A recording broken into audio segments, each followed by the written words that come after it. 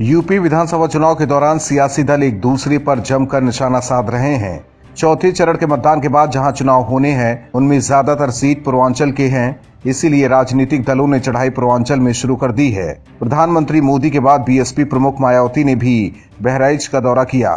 इस बार मायावती वैसे तो खेल में नहीं है, लेकिन खेल बिगाड़ने में सबसे आगे हैं। मायावती ने अखिलेश यादव का सबसे ज्यादा नुकसान किया है और उसके बाद कांग्रेस का। मायावती ने इस बार कांग्रेस पर जबरदस्त प्रहार किया है। मायावती ने कांग्रेस की पोल पट्टी खोलकर रख दी है।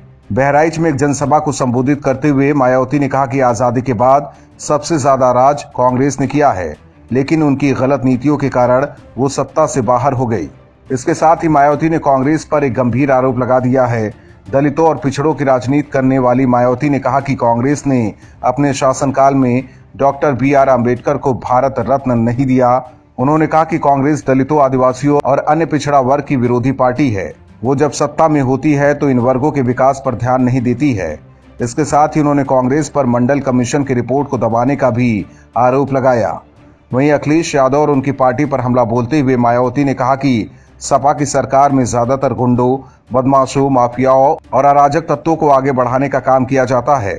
उन्होंने आरोप लगाया कि उनके पार्टी की सरकार में जो नए जिले बनाए गए थे, सपा सरकार ने उन जिलों के नामों को बदल दिया। हालांकि इस बार के चुनाव में मायावती बीजेपी पर थोड़ी कम हमलावर हैं, लेकिन समाजवादी पार्टी पर मायावती जमकर निशाना साध रही हैं। इसके अलावा सपा जिन सीटों पर चुनाव जीतने वाली है, वहां भी मायावती ने समीकरण बिगाड़ने वाला उम्मीदवार उतारकर सपा को नुकसान पहुंचाया है।